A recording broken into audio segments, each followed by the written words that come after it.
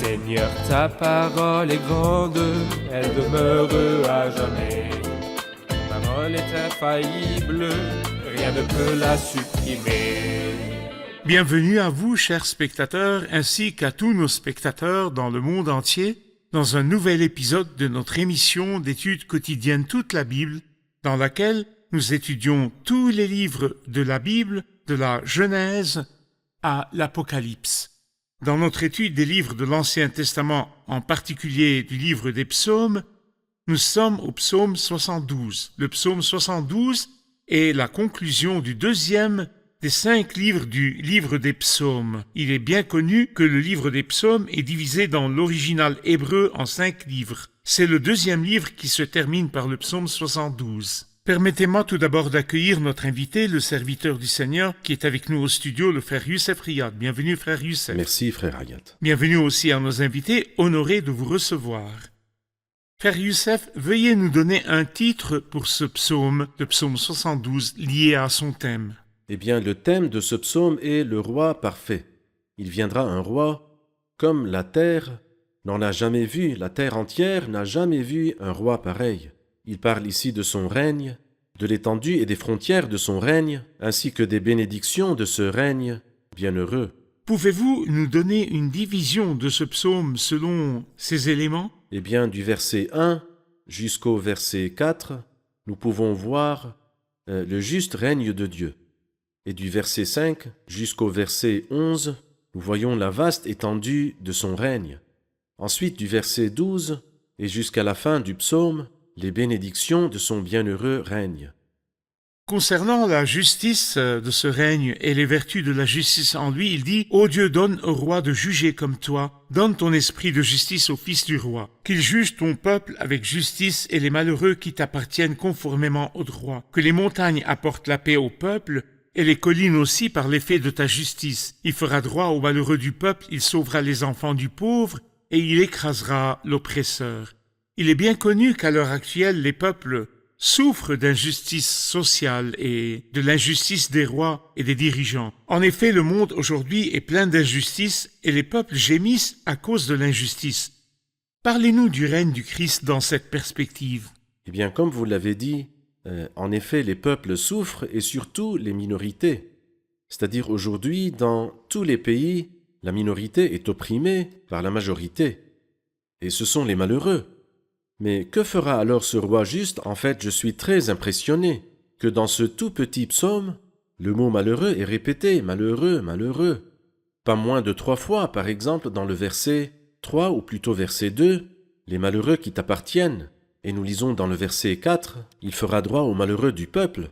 Et nous lisons dans le verset 12, il délivrera le malheureux que personne n'aide. Il s'occupera des malheureux. Comme il le faisait lors de sa première venue, il s'occupait des pauvres. Heureux ceux qui reconnaissent leur pauvreté spirituelle, car le royaume des cieux leur appartient. Heureux vous qui êtes pauvres, l'Esprit du Seigneur m'a consacré par onction pour annoncer la bonne nouvelle aux pauvres. Qui s'occupe des pauvres aujourd'hui? Moi, par exemple, je fais grand cas de ceux qui peuvent me menacer. Mais ce pauvre-là, je le foule aux pieds et tout est fini. Mais ce grand roi, ce roi juste, ce roi qui est venu une fois mais a été exclu et n'a pas régné, reviendra de nouveau et régnera sur le monde entier. Et n'oublions pas ce qu'il en coûte d'établir de la justice et l'équité. Il a été maltraité, il s'est humilié et n'a pas ouvert la bouche. Je voudrais vos commentaires sur le verset 3. Que les montagnes apportent la paix au peuple. Que signifie ce verset? Que signifie que les montagnes apportent la paix au peuple? Dans la Bible sainte, le mot montagne signifie gouvernement. Les dirigeants, les rois et les chefs apporteront la paix au peuple. Et les collines, je pense, sont moins importantes que les montagnes. C'est comme par exemple le président et les gouverneurs, ou le président des États-Unis et les gouverneurs des différents États, et ainsi. Il y a des montagnes et il y a des collines. Et en vérité, il n'y a rien de bon dans les montagnes ni dans les collines. Mais un roi régnera alors conformément à la justice, et des chefs gouverneront conformément au droit. Chacun d'eux sera comme un abri contre le vent et un refuge contre la tempête, comme l'ombre d'un grand rocher sur une terre aride, comme des cours d'eau dans le désert. Il viendra, celui qui apporte la paix. Il est le roi de la paix, et tous les rois de la terre à qui il permettra de régner. Ceux qui ne régneront pas dans la paix ne peuvent pas vivre avec lui, car il est le grand pacificateur, le prince de la paix. Vous avez indiqué que la première partie, versets 1 à 4, parle du juste règne du Christ. Oui. À partir du verset 5, il parle de l'étendue de ce règne, des frontières de ce règne, de l'ampleur de ce règne. Quelles sont les frontières de ce règne? Le deuxième des 5 livres de Moïse, c'est-à-dire le livre de l'Exode, commence par le cri du peuple et se termine par la gloire de Dieu qui remplit la maison. Mais ici, le deuxième livre du livre des psaumes, c'est-à-dire le deuxième des 5 livres du livre des psaumes, qui correspond au livre de l'Exode, commence aussi par le cri du peuple, psaumes 42, 43 et 44, mais se termine par la gloire qui remplit non pas la maison, mais tout l'univers. Tous les pays de la terre reconnaîtront la gloire de Dieu qui couvrira, ou bien la terre sera remplie de la connaissance de la gloire de l'Éternel, tout comme le fond de la mer est recouvert. Il n'y a pas un endroit ici où le Seigneur est glorifié, et à quelques milles ou à quelques kilomètres plus loin, d'autres personnes louent le Seigneur. Non, la terre sera remplie de la connaissance de la gloire de Dieu, tout comme le fond de la mer est recouvert par l'eau. C'est-à-dire qu'il n'y aura pas un endroit sur terre qui ne confessera pas la gloire de Dieu. Comme il est dit dans Ésaïe 6, 3, sa gloire remplit toute la terre. Nous allons faire une pause puis prendre une question du public. Chers spectateurs, je vous retrouve après la pause, ne quittez pas.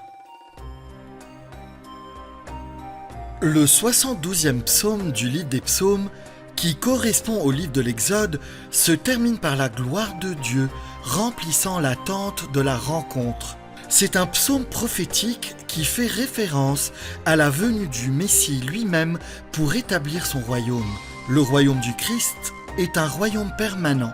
Les peuples le béniront et la terre se remplira de sa gloire. C'est un royaume juste, universel et éternel, lorsque la terre sera remplie de sa grande gloire.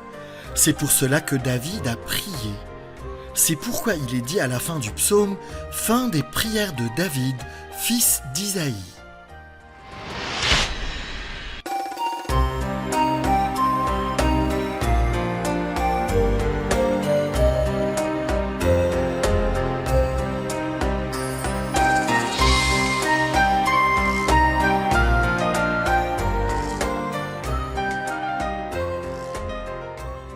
Nous revoici, chers spectateurs, pour poursuivre notre étude du psaume 72. Question. Verset 8. Il dominera d'une mer à l'autre, et de l'Euphrate aux extrémités de la terre. Parlez-nous de ces frontières.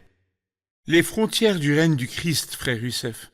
On disait autrefois de la Grande-Bretagne, du temps où elle était l'Empire, le Grand Empire, on disait c'est un empire sur lequel le soleil ne se couche jamais, en d'autres termes.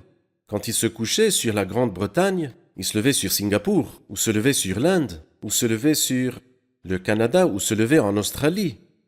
Mais il ne couvrait pas le monde entier. Mais en ce qui concerne le royaume du Christ, le soleil ne se lèvera que sur ses possessions, ce qui veut dire qu'il n'y a pas un endroit dans le monde qui ne sera pas sous le règne du Christ, dont il dit ici « d'une mer à l'autre ». Et de l'Euphrate aux extrémités de la terre. Il veut dire qu'il n'y a aucun endroit du monde qui ne soit pas sous le règne et la souveraineté du Christ. Il parle de certains pays et nations à partir du verset 9 et dit « Devant lui, les habitants du désert plieront le genou et ses ennemis lécheront la poussière. Les rois de Tarsis et des îles amèneront des offrandes. Les rois de Séba et de Saba apporteront leurs tribus. Tous les rois se prosterneront devant lui, toutes les nations le serviront. » Parlez-nous des nations de la terre dans le cadre du Christ, le Messie, le roi dans le règne millénaire. Eh bien, ceci n'est pas nouveau pour la parole de Dieu. Par exemple, dans Ésaïe 60, verset 6, « Tu seras couverte d'une foule de chameaux, de tout jeunes dromadaires venus de Madian et d'Épha. Ils viendront tous de Séba, porteurs d'or et d'encens, et annonceront les louanges de l'Éternel. » Et dans le chapitre 14 du livre de Zacharie, nous trouvons également que tous les rois viendront d'année en année pour se prosterner et apporter un tribut. Et ici, il nous dit que toute la richesse du monde viendra à notre Seigneur Jésus-Christ qui en est digne. Il y a eu un très petit temps dans la première venue du Christ où les mages sont venus en portant de l'or et de l'encens et du myrrhe. Mais ici, dans Ésaïe 60, verset 6, il n'est plus question de myrrhe, mais plutôt d'or et d'encens. Pourquoi ne mentionne-t-il pas la myrrhe? Parce que le Christ l'a épuisé lors de sa première venue, mais il reste l'or et il reste l'encens. Ils viendront se prosterner devant lui comme roi et comme grand prêtre, en tant que Dieu qui est apparu comme un homme. J'ai une question entre parenthèses sur les nations et les peuples qui seront liés à la bénédiction millénaire. L'Égypte fait-elle partie des pays qui seront bénis dans la bénédiction millénaire? En effet, l'Égypte sera l'un des premiers pays à bénéficier de la bénédiction.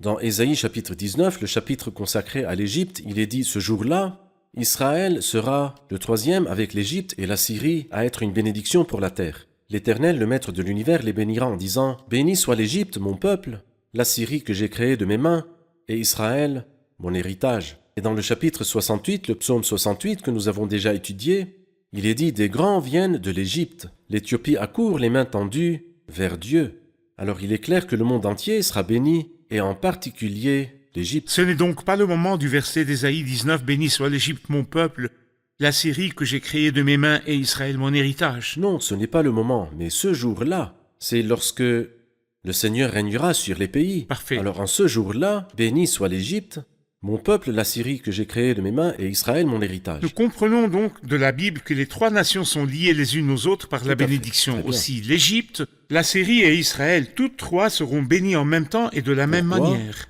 Parce que l'Égypte, la Syrie et Israël sont issus de Sem, Cham et Japheth. Ce sont les nations que quand nous lisons l'histoire, nous voyons qu'il y a toujours eu entre elles des guerres et des luttes. Mais en ce jour-là, il y aura une route entre l'Égypte et la Syrie, une route praticable. Et la bénédiction est dans ces trois pays qui représentent la descendance de Sem, Israël, la descendance de Japheth, la Syrie et celle de Cham, l'Égypte. Et bien sûr, ce n'est pas le cas aujourd'hui. Non, ce n'est pas le cas aujourd'hui. Parfait. J'aimerais avoir vos commentaires sur le verset 12. « Car il délivrera le pauvre qui crie et le malheureux que personne n'aide. Il aura pitié du faible et du pauvre et il sauvera la vie des pauvres. Il les rachètera de l'oppression et de la violence et leur sang aura de la valeur à ses yeux. Que le roi vive, on lui donnera de l'or de Séba, on priera pour lui sans cesse, on le bénira tout le jour. » Vos commentaires sur ces paroles, notamment sur la justice pour les opprimés. Eh bien, quand il dit « le sang aura de la valeur à ses yeux », aujourd'hui, le sang, Si peu cher. si peu cher, c'est la chose la moins chère qui soit. C'est-à-dire, chaque jour, il devient un fait quelconque, un fait divers qui ne nous ébranle plus. Nous entendons par exemple que 40 sont morts, 70 sont morts, ça n'a absolument aucune importance. Des bombardements et des meurtres. Des bombardements, des meurtres et des choses horribles. Est-ce le règne du Christ, le soi-disant règne du Christ? Non. Sous son règne, la paix régnera, même les prédateurs, les animaux sauvages, reviendront à leur nature domestiquée. Ceci est clair dans la prophétie d'Ésaïe. Ici, il dit « leur sang aura de la valeur à ses yeux, et il les sauvera de l'oppression. » Qui sont-ils? Les pauvres. Les pauvres que personne n'aide, que personne ne valorise. Mais Dieu les honorera, et il prendra soin d'eux.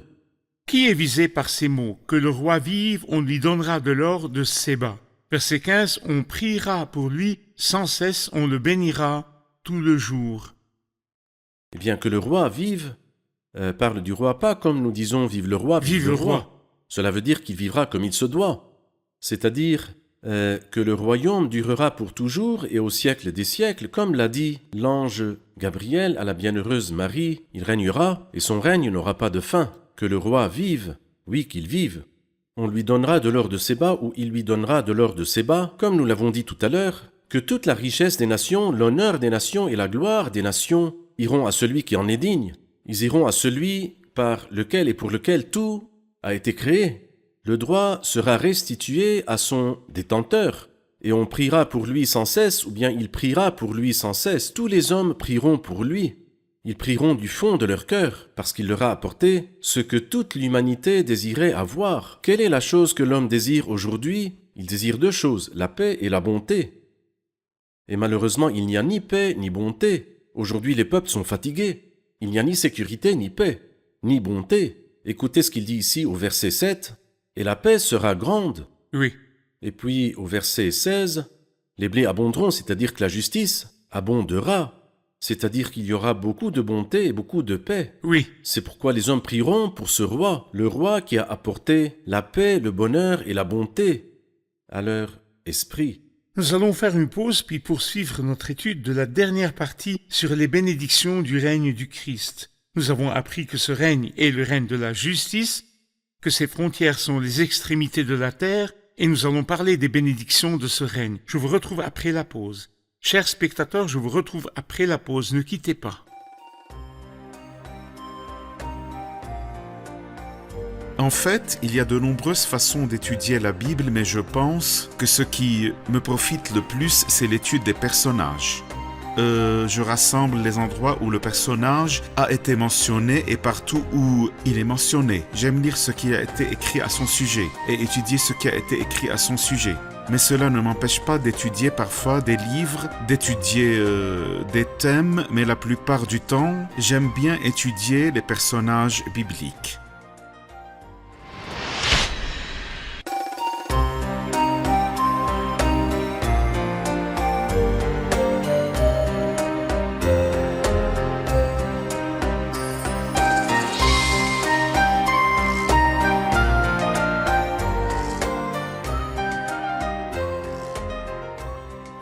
Nous revoici, chers spectateurs, pour continuer notre étude du psaume 72 et nous avons maintenant une question du public. Je remarque qu'au début du psaume, il dit de Salomon et qu'à la fin du psaume, il dit « Fin des prières de David, fils d'Isaïe ». Le psaume est-il de David ou de Salomon? Qui en est l'auteur, frère Youssef, et de qui, Salomon ou David, fils d'Isaïe? En fait, l'auteur est Salomon, comme il est clair ici. Mais que signifie fin des prières de David, fils d'Isaïe? Eh bien, cela signifie que le fils d'Isaïe souhaitait dans ses prières, ce qu'il demandait, c'est l'avènement du royaume du Messie, parce que le Messie serait de la descendance de David.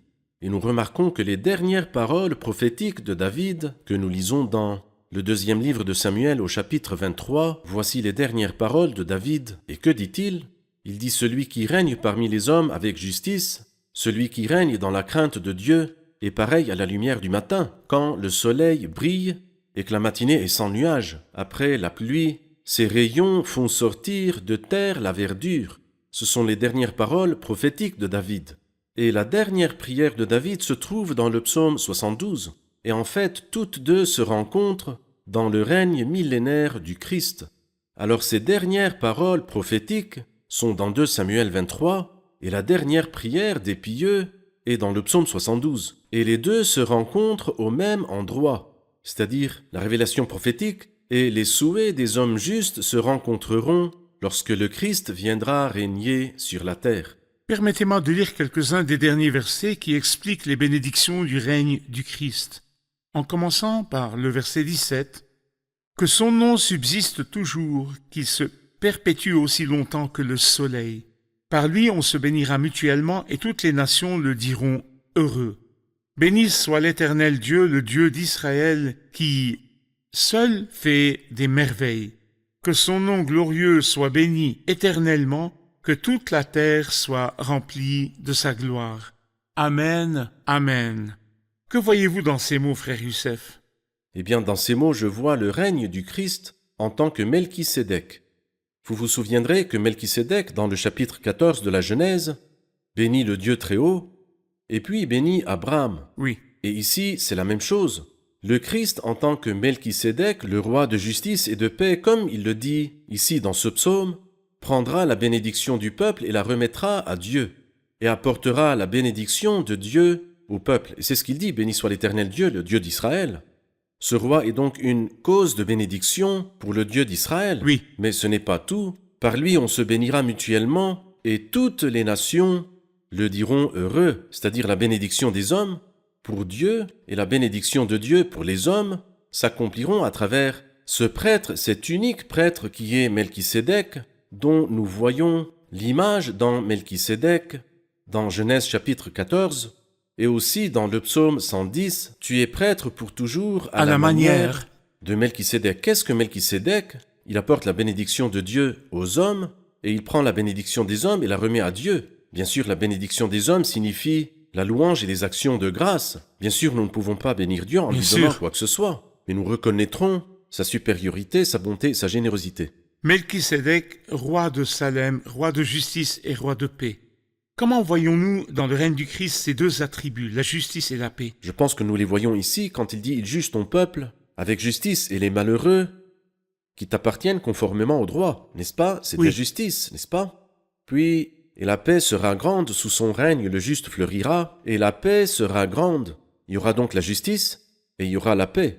Le Christ a lui toute la gloire.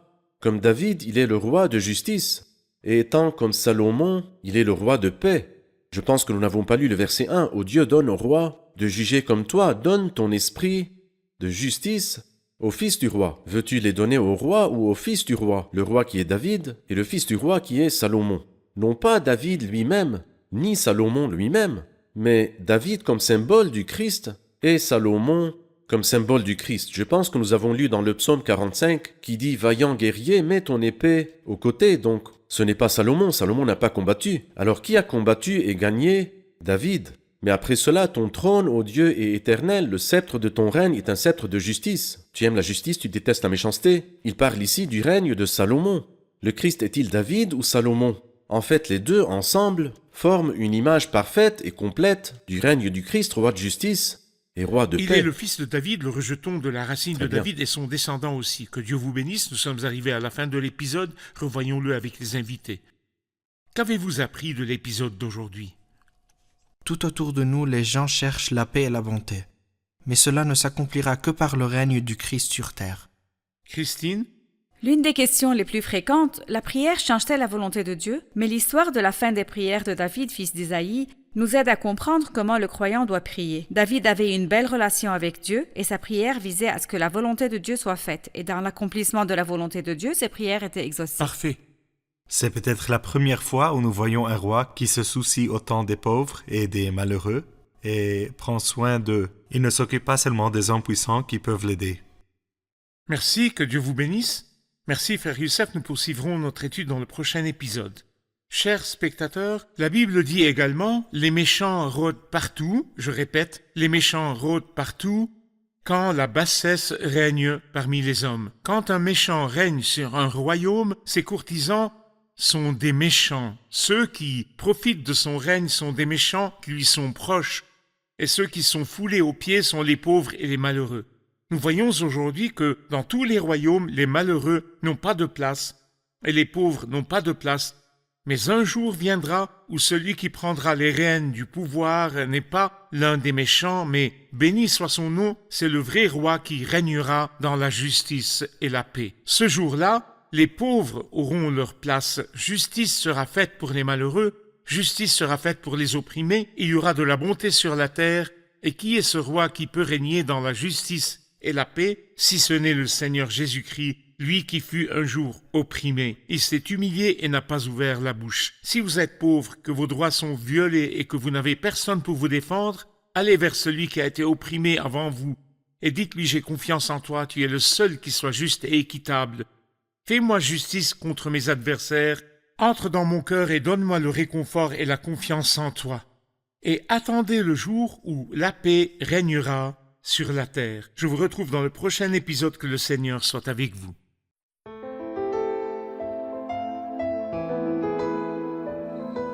Seigneur, ta parole est grande, elle demeure à jamais. Ta parole est infaillible, rien ne peut la supprimer.